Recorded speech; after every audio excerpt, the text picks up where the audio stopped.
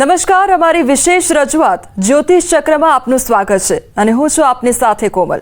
દર્શક મિત્રો, આપણે દર રવિવારે આ કાર્યક્રમ અંતર્ગત મળીએ છીએ, જેમાં આપને જણાવીશું 26 જાન્યુઆરીથી 1 ફેબ્રુઆરી આ એક અઠવાડિયામાં કેવી રહેશે ગ્રહોની ચાલ, કઈ કઈ રાશિના જાતકોની બદલાશે કિસ્મત, સાથે જ પૈસા, પ્રોપર્ટી અને પાવરનો જણાવીશું આજે જબરજસ્ત ફોર્મ્યુલા, તેમજ રાજકીય દ્રષ્ટિએ કેવા થશે ફેરફાર અને શેર બજારની કેવી રહેશે આગામી ચાલ એ પણ જણાવીશું. તો શરૂ કરીએ આજનો આ વિશેષ કાર્યક્રમ જ્યોતિષ ચક્ર.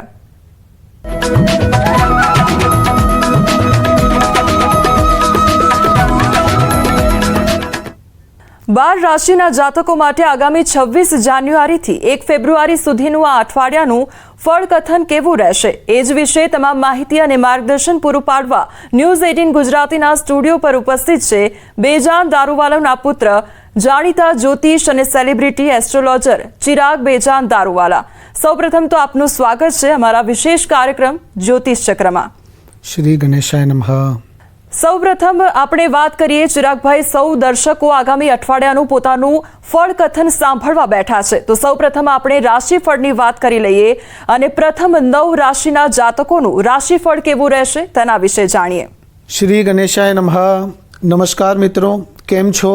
ઉમ્મીદ રાખું છું કે આ બધા મજામાં હશો. મિત્રો, હું છું ચિરાગ દારૂવાલા. આપણે દર રવિવારે સવારે મળીએ છીએ અને હું આપ બધાને આગ્રહ કરીશ કે આપ અમારી સાથે દર રવિવારે સવારે જોડાઓ. જરૂરથી આપણને કંઈક લાભ થશે. તો મિત્રો, આજે આપણે વાત કરીશું કે આવનારું આ અઠવાડિયું એટલે કે 26 જાન્યુઆરીથી 1 ફરવરી 2025નું અઠવાડિયું આ બધા માટે કેવું રહેશે. શરૂઆત કરીએ મેષ રાશિથી. ગણેશજી કહે છે મેષ રાશિના જાતકો, મંગળનું ગોચર આપણને ઘણું બધું આપીને જવાનું છે. તમારા જે પ્લાન્સ હતા, તમારા જે થોટ્સ હતા, તમે જે કાર્યો કરવા માગતા હતા, ક્યાંક ને ક્યાંક અડચણો આવતી હતી, તો એ અડચણો હવે તમને દૂર થતી દેખાશે. એટલે કે અટકેલા કાર્યો આ અઠવાડિયે પૂર્ણ થશે. વ્યવસાયમાં તમને સારો મોટો નફો મળી શકે છે. જો તમે વ્યવસાયને એક્સપાન્ડ કરવાનું વિચાર કરી રહ્યા છો તો એના માટે પણ આ અઠવાડિયું સારું રહેશે. યાત્રા ઉપર જવાના પણ બહુ જ સારા યોગ છે. તમે કામના અર્થે પણ યાત્રા ઉપર જઈ શકો છો. તમને સરપ્રાઇઝિંગલી ઘણું બધું આ અઠવાડિયે મળી શકે છે. નાણાકીય સ્થિતિ સુધરશે. આવકના સ્ત્રોત વધશે. મેષ રાશિના જાતકો, વિદેશથી પણ તમને કંઈક લાભ મળી શકે છે.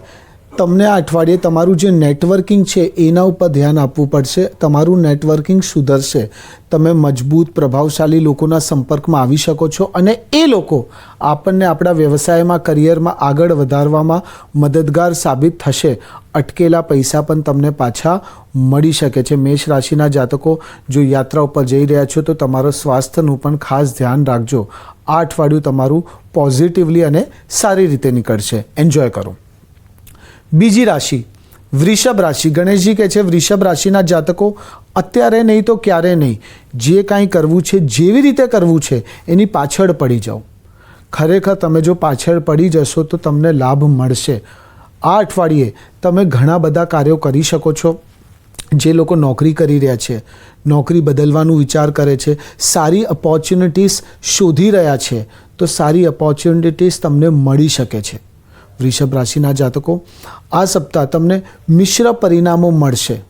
પૈસા ટકે, તમારા આવકના સ્ત્રોત વધી શકે છે. જે લોકો નોકરી કરી રહ્યા છે, કદાચ કામનું દબાણ પણ વધારે રહે. સમાજમાં તમારું માન સન્માન વધી શકે છે. થોડુંક ઉતાર ચઢાવ પણ આવશે, પણ ધીમે ધીમે બધું સ્થિર થઈ જશે. જે લોકો બ્રોકરેજનું કામકાજ કરે છે, જે લોકો ટ્રેડર્સ છે, કન્સલ્ટન્ટ છે, દલાલીનું વ્યાપાર કરે છે, સારી ડીલ્સ તમે ક્લોઝ કરી શકશો. આ અઠવાડિયે ફાઇનાન્શિયલી એટલે કે આર્થિક સ્થિતિ તમારી મજબૂત થશે.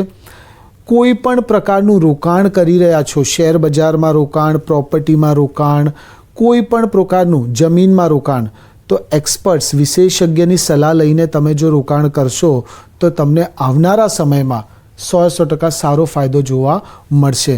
પ્રેમ સંબંધમાં આગળ વધો, પણ સમજદારીપૂર્વક વધશો તો એ આપણા માટે સારું રહેશે.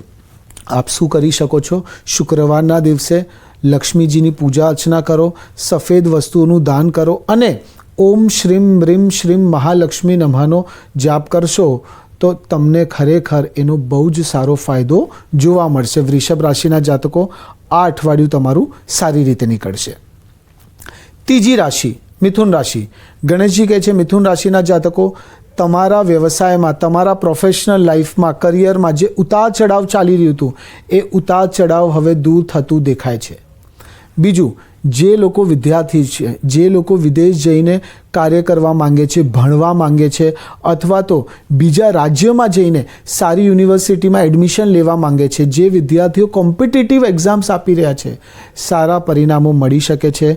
તમારા ફ્યુચર, તમારા ભવિષ્યનો જે તખતો છે, જે તમને કાર્ય કરવું છે એનો તખતો તમે આ અઠવાડિયે તૈયાર કરી શકો છો. તમારું સપનું પૂર્ણ થઈ શકે છે. આપણું સપનું શું હતું?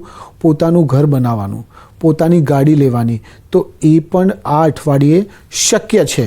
જે લોકો નોકરી શોધી રહ્યા છે, રોજગાર શોધી રહ્યા છે, સારી રોજગારી તમને મળી શકે છે, સારી નોકરી તમને મળી શકે છે.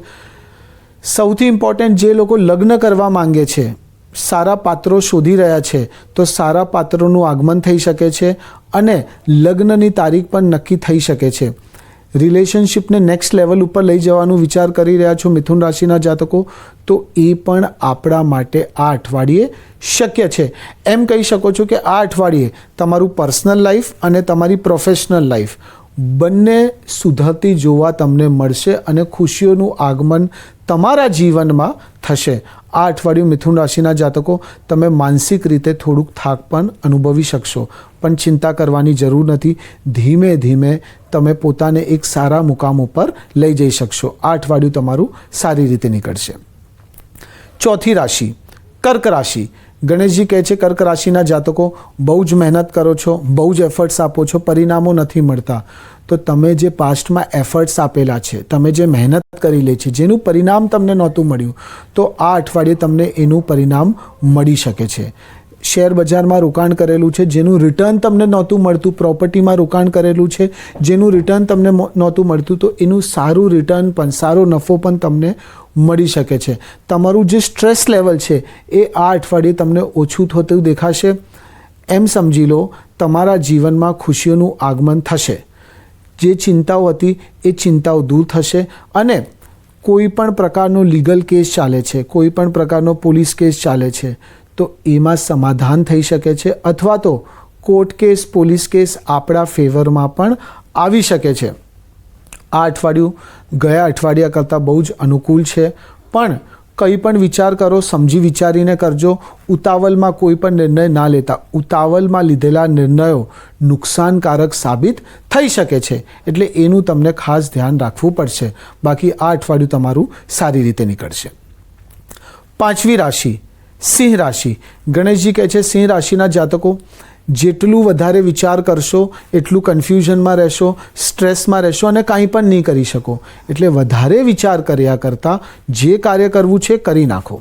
બીજું, કોઈ પણ કાર્ય કરવાના છો તો પહેલાંથી કોઈની આગળ ચર્ચા ના કરતા. તમારા માટે ખાસ છે સિંહ રાશિના જાતકો, જો ચર્ચા કરશો તો તમારા કામ થતાં અટકાઈ શકે છે.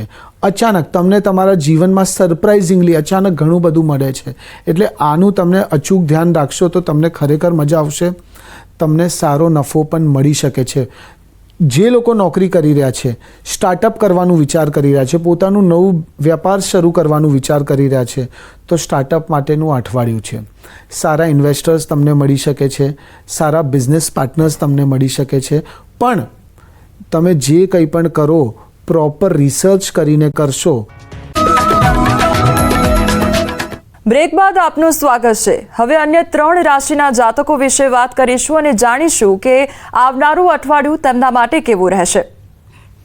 હવે આપણે આવીએ 10મી રાશિ, મકર રાશિ ઉપર. ગણેશજી કહે છે મકર રાશિના જાતકો, આ અઠવાડિયે તમને તમારા કામ ઉપર વધારે ધ્યાન આપવાની જરૂર છે.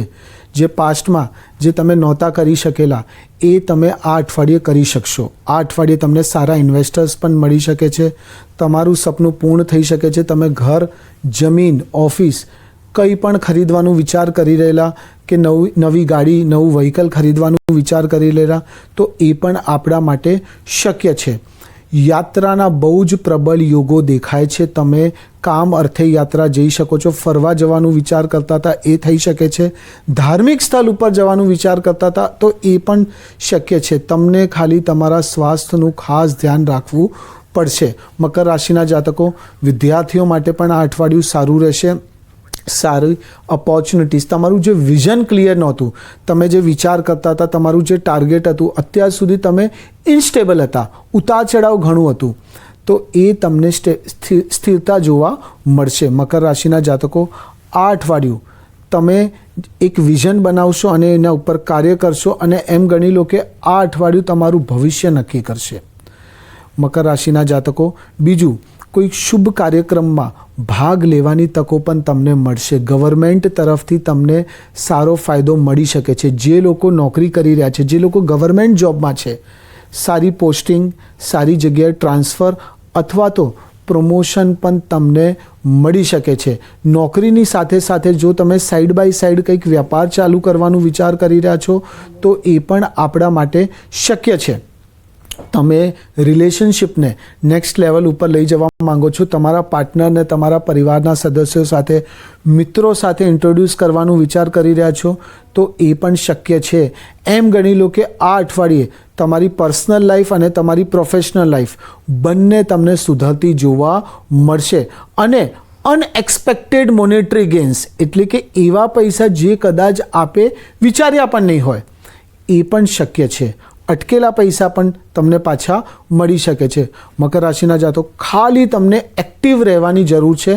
આળસનું ત્યાગ કરો અને થોડુંક પોઝિટિવ થઈને આગળ વધશો તો તમને ખરેખર બહુ જ મજા આવશે.